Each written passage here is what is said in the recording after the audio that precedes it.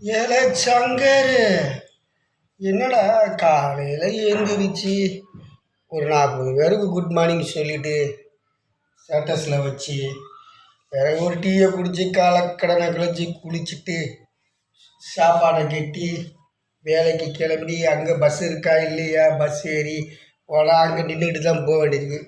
அங்கே வேலை இடத்துல போனால் 5 நிமிஷம் லேட்டாக வந்தால் வெளியே போடாங்க.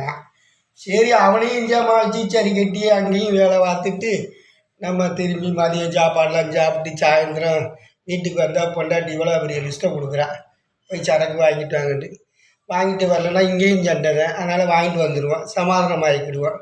சரி, ராத்திரி தோசையோ இட்லியோ என்னத்தையோ ஒன்று தின்னுட்டு